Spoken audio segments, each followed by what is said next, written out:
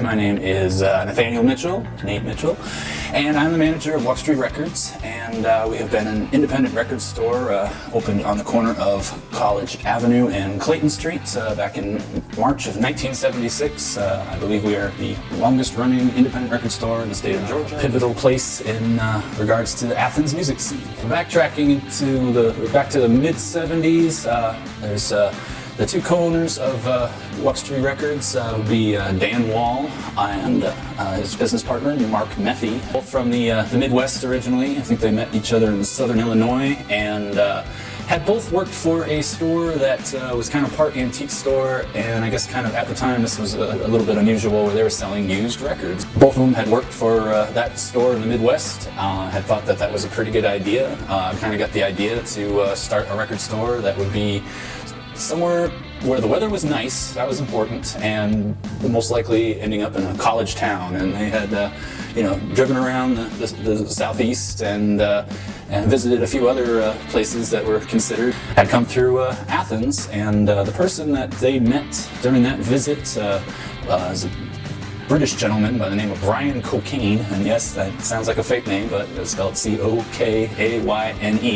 and he's kind of a notable figure for being, at that time, the husband of Kate Pearson, who would become vocalist for a band called the B-52s. Now, this is all like 1975, so B-52s did not start till 1977, but Brian Cocaine was the one that encouraged Mark and Dan that Athens would be a perfect place to open up a used record store. Wuxtry Records has been dealing with the COVID-19 pandemic situation. We've been pretty strict in the store.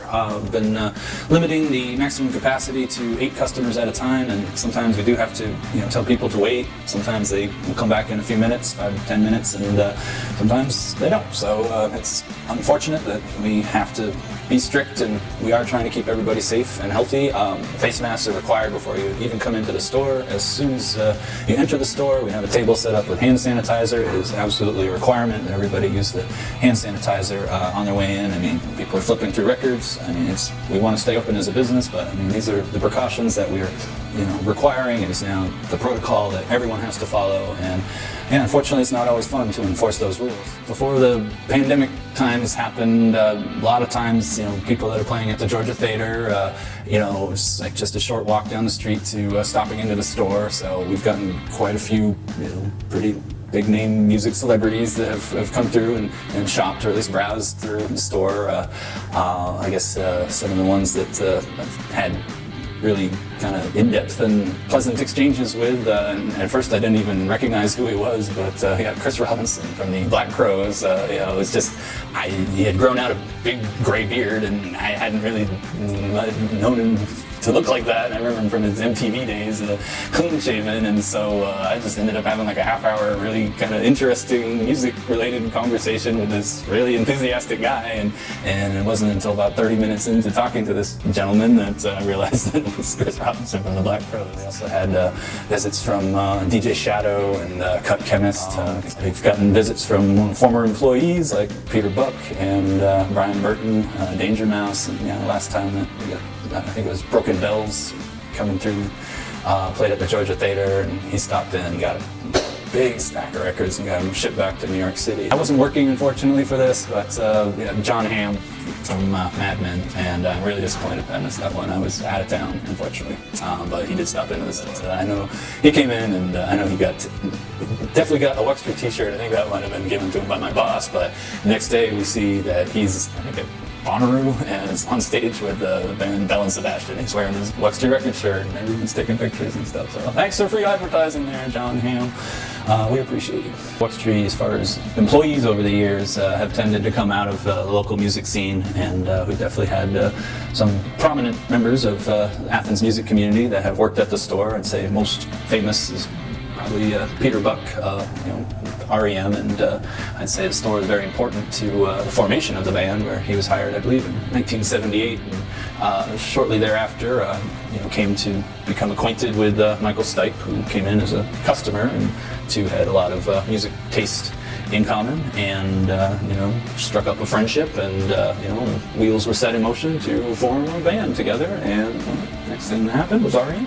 I work right now with John Fernandez, who's played in many local bands, probably the most prominent of which would be Olivia Tremor Control, and also has been a member of Circulatory System, and more recently bands like Old Smoky and Lavender Holyfield. He runs a record label called Cloud Recordings. So yeah, there's been a lot of people who are not only music fans, but local musicians who have contributed to the store and to the legacy of Wuxtry for decades. One of the ways that Wuxtry tries to support the local music community, we do offer consignment for local bands that can bring their music into the store, and we have a section just for local artists. I think an important thing to have a place with that kind of legacy is kind of right in the middle of downtown, and I mean the people that have worked there, the people that have come through and shopped, I mean all the stories that I told, I mean it's like that's kind of what makes not only the store special, but it's what makes Athens special. It was pretty